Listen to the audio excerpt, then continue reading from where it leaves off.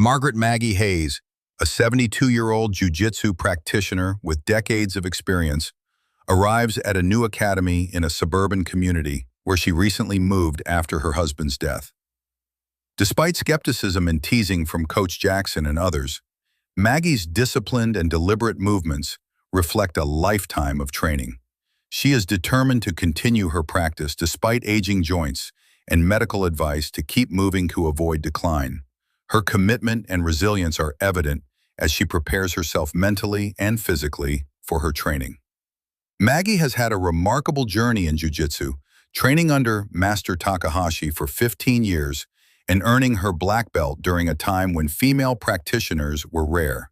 Despite raising 2 children and supporting her husband's career, she quietly continued advancing to a second-degree black belt, embodying her skills with humble confidence. On her first day at a new dojo, Elite Martial Arts Academy, she reflects on her journey while arriving in her modest car to a modern, upscale facility filled with younger, fit athletes. Maggie, an elderly woman wearing a plain white kimono, approaches the front desk of a jiu-jitsu academy, expressing interest in joining their program.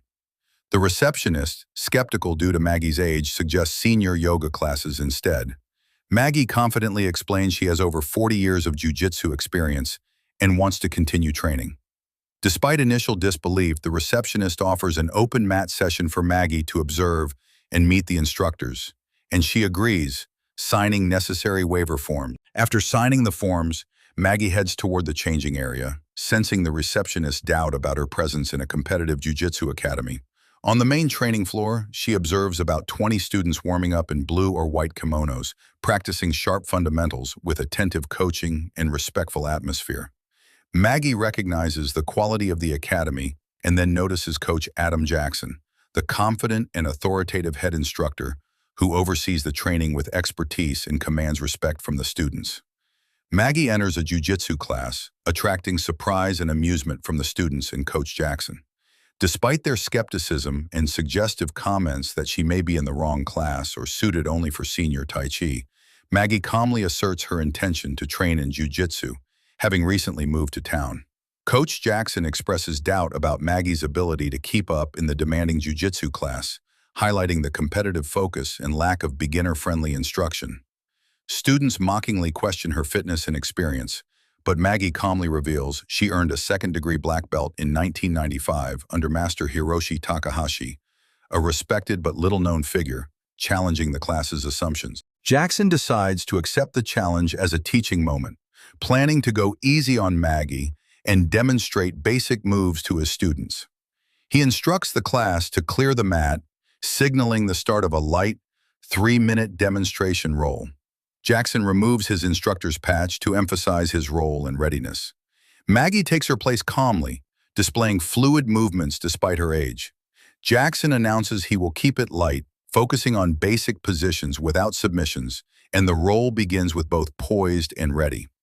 Jackson carefully circles Maggie, explaining the importance of leverage over strength in jiu-jitsu to his students. He demonstrates a simple grip technique on Maggie's sleeve, performing with restraint for the class. However, what happens next unfolds so quickly that many students later recall it differently. Maggie skillfully executes a series of precise martial arts maneuvers against Jackson, starting with a sleeve drag that disrupted his balance and led to a takedown.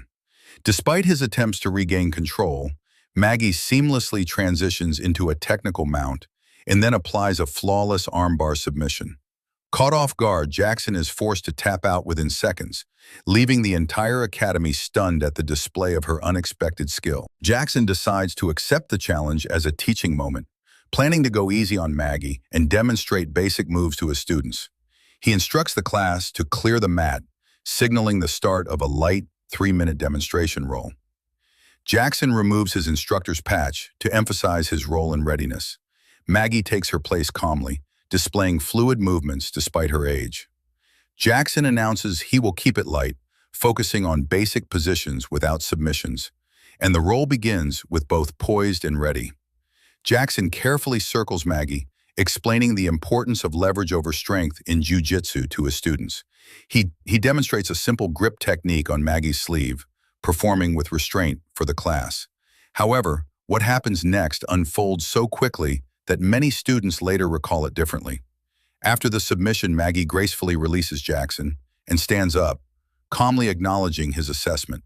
Jackson, shocked and embarrassed, questions her identity, breaking his previously confident demeanor. Maggie introduces herself fully as Margaret Hayes, a second-degree black belt under Master Takahashi, revealing the depth of her experience and surprising everyone present. A senior student recognizes Maggie as a former top competitor trained by Master Takahashi, recalling her championship wins from decades ago. Maggie downplays her past fame, emphasizing her dedication to practice over recognition. Jackson, humbled by the encounter, sincerely apologizes for his earlier disrespect, acknowledging the lesson in humility Maggie had imparted. Coach Jackson acknowledges the natural human tendency to judge based on appearances, but emphasizes the importance of revising judgments with new information. A young woman with a purple belt is invited by Maggie to demonstrate an armbar transition, leading to an impromptu masterclass. Maggie showcases her precise techniques developed through decades of practice, focusing on timing, leverage, and subtle details that enhance effectiveness. Jackson participates actively, shifting from initial embarrassment to genuine respect for Maggie's deep knowledge. Maggie shares her philosophy that jiu-jitsu relies not on power or speed, which diminish over time, but on enduring principles like leverage, timing, balance, and respect. The students, previously dismissive, listen attentively and engage with Maggie respectfully as the class concludes. The atmosphere in the dojo transforms as the students seek her insights, recognizing the value of her experience and wisdom. Jackson approached Maggie after observing her interaction with students and offered her a position at Elite due to her exceptional technical knowledge. Maggie initially declined, stating she was only seeking a place to continue her own practice.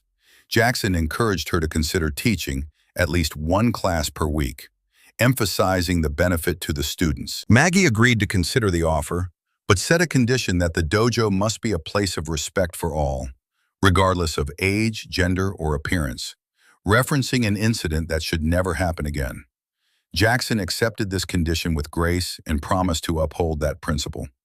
Students showed Maggie respect by bowing to her, and she agreed to start teaching on Thursday.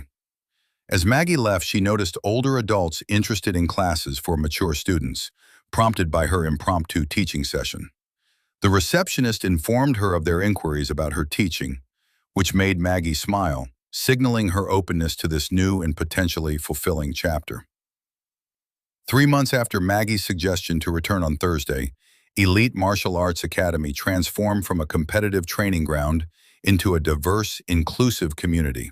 Maggie began teaching a foundations class twice a week, focusing not on competition but on timeless jiu-jitsu techniques refined over decades. These sessions became the most popular, benefiting younger students by improving competition skills and older practitioners by providing a safe, effective learning environment.